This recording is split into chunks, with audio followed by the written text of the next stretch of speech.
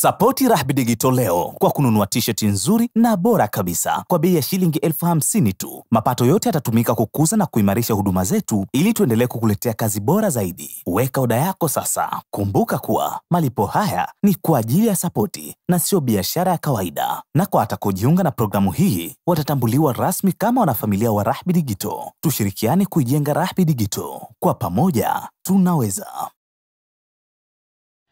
Nilizungumza kuhusu makubaliano ya Marekani na Yemen ambayo niliyazungumza kuwa nikasema kwa taarifa ambao walikuwa wameitoa Wahuthi walisema yale makubaliano yalikuwa hayajaunganisha makubaliano kwa Israeli. Lakini wakati huo wakati nawapa ile taarifa sikutaka kuwapa hii taarifa ya ndege ya pili ya Marekani ambayo ilitajwa kupotea. Ukienda kwenye vyombo vya habari kadhaa vya Wahuthi vinadai kuwa ndege ile ililengwa na mashambulizi.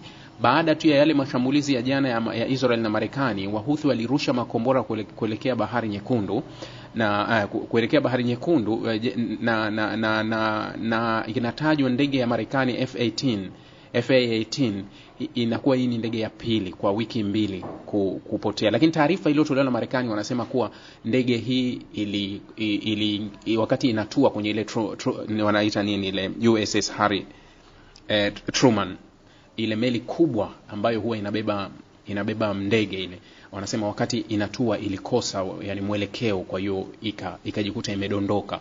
Yani wanasema ni ajali na marubani wawili waliokolewa.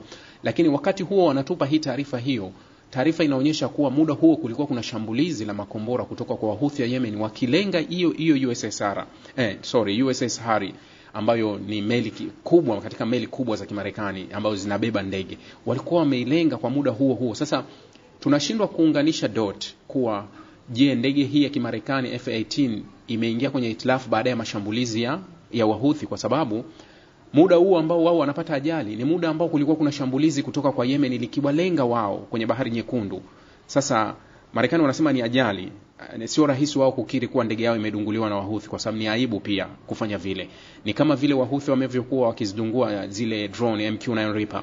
Taarifa imekuwa ikitoka ya upande mmoja tu wa Wahuthi, huku wakitupa na ushahidi kabisa wa video tunaonyeshwa ni hizi, lakini Marekani haijawahi kukiri kuwa tumedondosha, yani drone yetu ilidondoka au imedunguliwa, licha ya kuwa drone zaidi ya 18 zimekwisha kuangushwa kule. Lakini Marekani hajawahi kukiri kuwa drone yangu iliguswa na Wahuthi.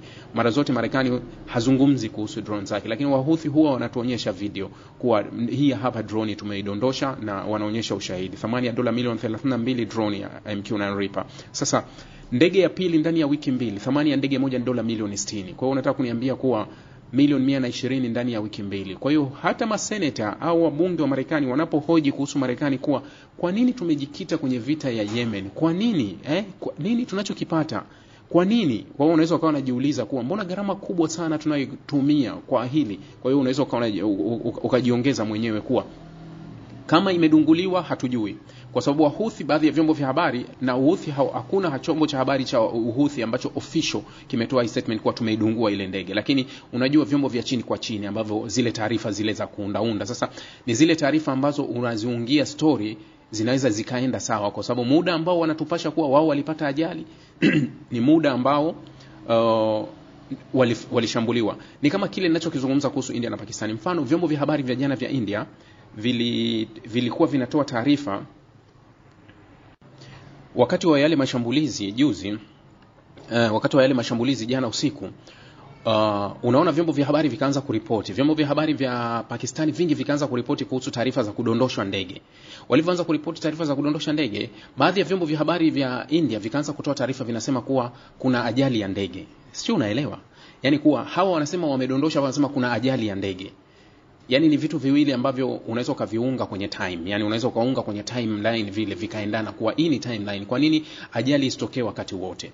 Yani kuwa kwa nini ajali imetokea wakati hiki kinatokea? Kwa hiyo there are something behind this. Kwa hiyo unaweza ukahisi kabisa kuna jambo ambalo linakuja nyuma ya hiki kitu.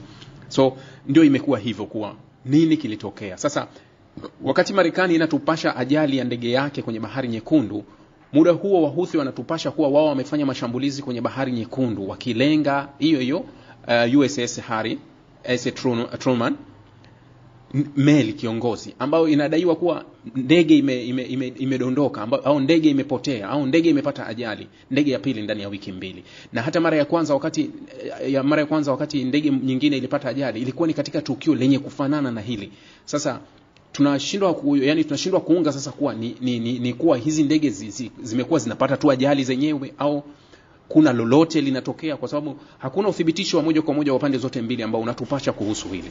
Lakini katika kukoleza hili na msisitizo wa Wahuthi kuonyesha kuwa makubaliano yao yalikuwa ni kati ya Marekani na Wahuthi, leo hii Wahuthi wamerusha tena makombora mawili kuelekea Israeli ambayo yalipanguliwa kwenye nje ya anga ya Israeli kabla hayajaingia. Kawaida mifumo ya ulinzi wa anga inaweza ikanusa, kama vile nilivyokuwa nawapasha nawaambia kuwa kuanzia kombora linaporuka huwa taarifa zinatoka, kwa sababu rada zinasoma kwa umbali sana. Yani rada huwa zina sense kwa kutokea mbali na kujulisha kuwa kuna kitu cha hatari kinakuja. Wao wanaweza wakatoa taarifa kama mifumo hii mifumo ya ulinzi kama David Ceiling, Arrow, ni mifumo ambayo mfumo wake wa rada uliofungwa unakuwa unaweza kusensi kilomita hata 1000 mbali kuwa kuna kitu kinaelekea upande fulani ambacho ni hatari. Kwa hiyo wanajua zile signals zinakuja. Kwa hiyo wanaweza kujiandaa kuanza kukabiliana nacho. Kwa hiyo hata wakati wa Houthi wanarusha yale makombora ile wiki jana na kwenda kupiga nje ya uwanja wa Ben Gurion, ilikuwa ni kuwa walishindwa kuzuia kwa sababu taarifa walikuwa nayo, kwa sababu ni lazima ikupe taarifa. Zile signal lazima zitakuwepo kwenye mifumo yao kuwa kuna kitu kinakuja. Sasa zile signals zinavyokuja zinakuonyesha kuwa kuna kitu kinakuja, kwa hiyo mnaanza kujipanga kuwa tunakizuia kwa aina gani. Yani pale zile rada na zile mifumo mashine huwa zina calculate, yani kuwa hii hesabu yake inakuja hivi. Ni kama vile mfumo wa ulinzi wa anga wa Israeli Iron Dome. Iron Dome wenyewe unaweza ukazuia kati ya kilomita 45 na 75 nadhani umbali wake, lakini na wenyewe vile mfumo wake una sense. Ukisha sense sio kwamba unaweza ukaruka kwa kupangua makombora lolote linaloelekezwa. Yenyewe unaweza ukasense kuwa lile kombora zinakuja au hizo rocket zilizoelekezwa kwa speed hiyo na mwelekeo wa hii rocket itapiga kwenye eneo fulani ambalo litakuwa na hatari au makazi ya watu. Kwa hiyo inaruhusu rocket ya pili kutoka kwenda kuipangua. Lakini kuna wakati inaweza ikaona kuwa ile rocket iliyorushwa hata tukiachia kuja kutua haitotua kwenye eneo lolote ambalo litaleta madhara. Kwa hiyo hawawezi kutumia gharama, kwa sababu kutoa rocket moja kwa ajili ya intercept, yani kutoa rocket moja kwa ajili ya kwenda kupangua ni gharama kubwa, kwa sababu kwa Iron Dome peke yake gharama yake inafika karibu $50,000 mpaka $100,000, inategemea ukubwa wa kombora, gharama ya kupangua lile kombora. Kwa hiyo kuna wakati hawataki kutumia ile gharama kwa tunaenda kupangua kitu hewa ambacho kuwa kimerushwa na kitatua sehemu ya wazi, kwa hiyo tunakiacha. Unaliacha inaenda napiga sehemu kwa sababu unahisi kuwa halina hatari. Kwa hiyo ni kawaida tu kuwa kombora huwa likirushwa mifumo inasoma, na hii mifumo ambayo imepangwa, mifumo ya ulinzi wa anga, ndio kazi yake kuwa inaweza kusoma kitu kwa kutokea mbali sana. Sasa leo wanatupasha kuwa vyombo vya habari vya Israel vinatupasha kuwa kombora lililorushwa kutoka Yemen kuelekea Israel lilianguka nje ya mipaka ya nchi hiyo. Hii ni taarifa ya vyombo vya habari vya Israel vilivyoripoti Jumatano. Haya yanajiri siku moja baada ya Omani kusema kuwa ni mpatanishi wa makubaliano ya kusitisha mapigano kati ya Marekani na Wahuthi, huku kundi la Yemen likisema makubaliano yao hayajumuishi Israeli.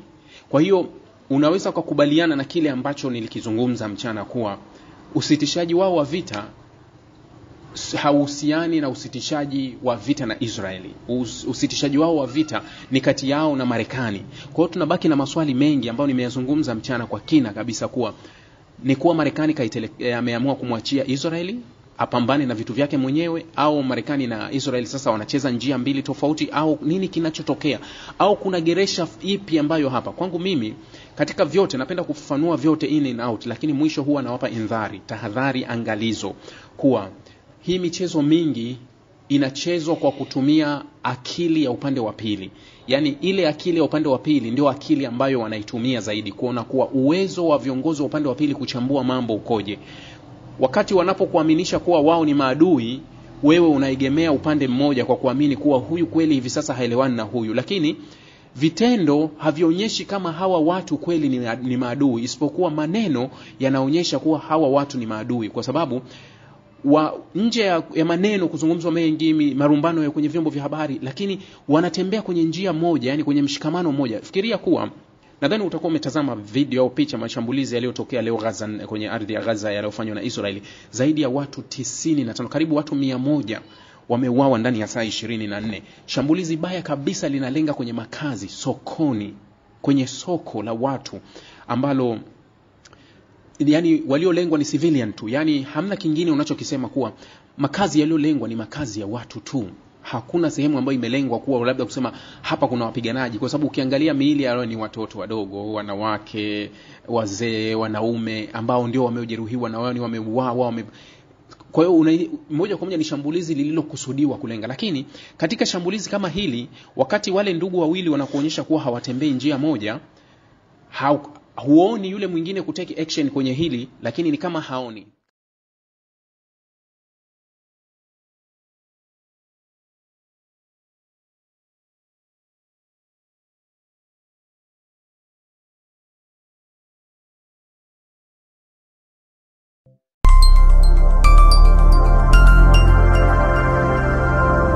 Rahby Digital, haki na ukweli.